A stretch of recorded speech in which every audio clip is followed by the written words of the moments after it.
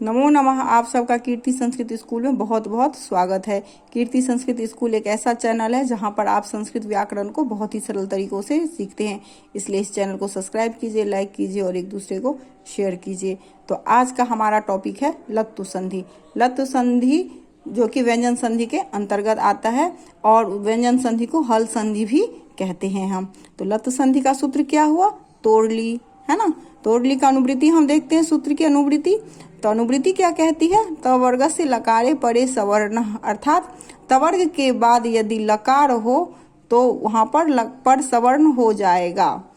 अर्थात लौ के दो सवर्ण हुए हमारे, है ना। लौ एक हुआ, एक एवं लौ अनुनासिक वाला हुआ।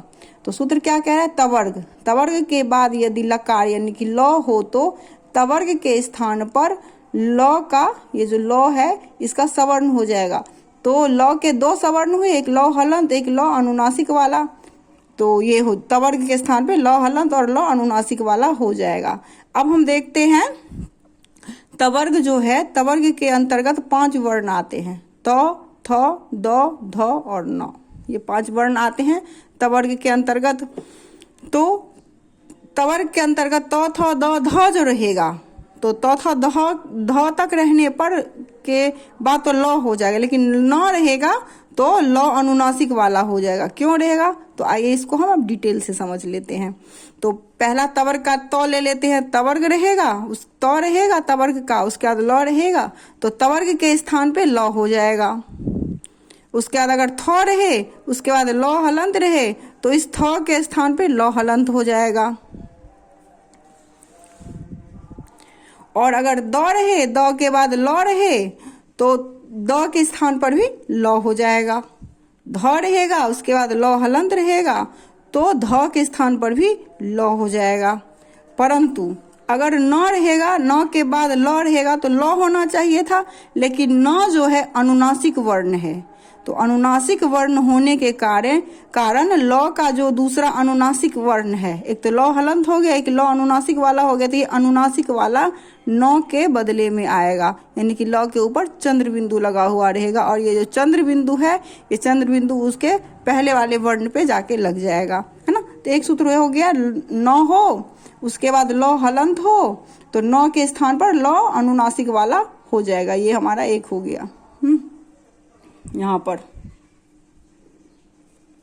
अब देखिए आपको ये सूत्र समझ में आ गया। तवर्ग के बाद लौ होने पर लौ का पर सवर्ण हो जाएगा। लौ के 2 पर सवर्ण हुए, एक लौ अनुनासिक वाला, है ना। तो ये दोनों हो जाएगा। अब हम उदाहरण करेंगे तो आपको और अच्छे से क्लियर हो जाएगा। तो चलिए हम देखते हैं, कुछ उदाहरण करते हैं तो हमें और अच्छे से समझ में आ जाएगा। तो पहला उदाहरण मैं लेती हूँ। क्या है पहला उदाहरण? तत् जोड़ लय, है ना। तो देखिए त पर संधि के निशान से पहले त वर्ण है, उसके बाद लौ से शुरू होने वाला वर्ण है। तो यानी कि पहला वाला रूल नियम हो जाएगा, तो इस त के स्थान पे लौ हलंत हो जाएगा, है ना। तो हो जाएगा त, फिर ये लौ हलंत जोड़, पीछे भाई जो लय है उसको एज इट इज लिख देंगे तो लय हो जाएगा। सबको वर्ण सम्मेलन करेंगे तो बन जाएगा तल्लय। उसके बाद दूसरा उदाहरण देखते, उत जोड़ लेख। तो ये जो त हलंत है, उसके बाद फिर लौ से वर्ण शुरू होने वाला वर्ण है, तो त के स्थान पर लौ का पर सवर्ण हो जाएगा, यानी कि लौ हो जाएगा। तो उ ल जोड़ लेख, तो ये हो जाएगा उल्लेख बन जाएगा। अब देखिए महान जोड़ लाभ है। अब यहाँ पर न हलंत है, उसके बाद लौ है, तो इसका मतलब यहाँ पर लौ नहीं आएगा, लौ अनुनासिक वाला आएगा, है ना। तो अनुनासिक वाला लौ हलंत लगाएंगे, महाल हो जाएगा, जोड़ लाभा हो जाएगा। अब ये जो अनुनासिक वाला वर्ण है ये अपने पीछे वाले वर्ण पे लग जाता है तो महाल लाभा हो जाएगा वर्ण सम्मेलन करने पर। उसके बाद होता है विद्वान जोड़ लिखती, है ना। एक उदाहरण ये भी है। अब न के बदले में लौ, अनुनासिक वाला लौ हो जाएगा। उसके बाद विद्वान जोड़ लिखती हो जाएगा। उस वर्ण सम्मेलन करेंगे तो ये जो लौ अनुनासिक वाला है ये इसके पीछे वाले वर्ण पर चला जाएगा। हाँ, और हम सभी जानते हैं, हम सभी क्या जानते हैं, ये जो न होता है हमारा, ये जो न है हमारा, ये न जो है इसका उच्चारण स्थान मुख और नासिका दोनों होता है ना। तवर्ग का उच्चारण स्थान दंत है और उसका पंचम वर्ण न है, तो न का उच्चारण स्थान अनुनासिक भी होता है। तो मुख और नासिका से उच्चारण होने के कारण इसे अनुनासिक वर्ण भी कहते हैं। तो और अनुनासिक वर्ण होने के कारण ल का जो अनुनासिक है तो इसका सवर्णी यहाँ पर हो जाएगा, अनुनासिक वाला। ये है यहाँ का नासिका वाला। इसको भी आपको ध्यान में रखना है कि यहाँ पर ल हलन क्यों हुआ है। अब चलिए अगला उदाहरण देखते हैं। शरद जोड़ लीला। तो द के बाद ल से शुरू होने वाला वर्ण है, तो यहाँ पर ल हलंत हो जाएगा। तो श र इसके बाद ये ल हलंत एज इट इज लिख देंगे, जोड़ लीला हो जाएगा। इसके बाद वर्ण सम्मेलन करेंगे तो बन जाएगा शरद लीला, ऐसे करके बन जाएगा। और इसके बाद आप कुछ और घर में भी अभ्यास कर सकते हैं करने का। तो देखिए मैं आपको कुछ इसको डायरेक्ट करते हैं हम लोग।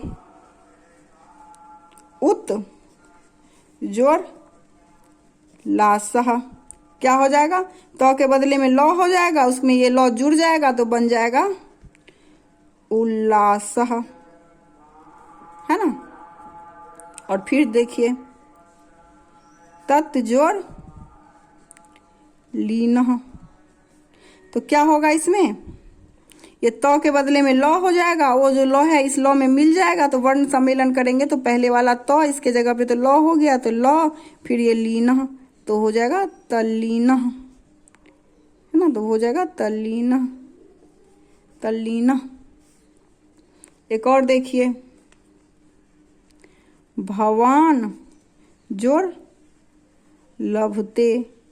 इस न के बाद लौ अनुनासिक वाला हो जाएगा और अनुनासिक लौ के ऊपर जो चंद्र बिंदु होता है ना, अनुनासिक लौ के ऊपर जो चंद्र बिंदु है वो पहले वाले वर्ण पे लग गया है, तो उसका इस लौ का अनुनासिक वाला चंद्र बिंदु व पे लग जाएगा। तो ये हो जाएगा भ व, उसके ऊपर चंद्र बिंदु, फिर न के बदले में तो लौ हो गया, वो भी हलंत वाला। उसके बाद है लभते, तो लभते, तो भवान लभते हो जाएगा। और देखिए एक उत जोड़ लीला। अब तो के बदले में लौ हो जाएगा, उसके बाद भी लौ है तो ये लौ, उसके बाद फिर इसमें लीला जोड़ देंगे, है ना। तो उल्लीला हो जाएगा, तत्लीला, उल्लीला, यहाँ पे तो होगा तत्लीला, ऐसे करके तत् जोड़ लीला, वर्ण सम्मेलन, है ना। तो लौ पर लौ हलंत लीला, तत्लीला, ऐसे करके भी हम बना सकते हैं। आपको अब ये लत संधि बहुत आसान संधि है, इसको करने में आपको कोई भी डाउट नहीं आएगा। अगर कोई भी डाउट है तो आप मुझसे कमेंट सेक्शन में ज़रूर पूछिएगा और इसको अच्छे से समझिए, अच्छे से करिए। धन्यवाद।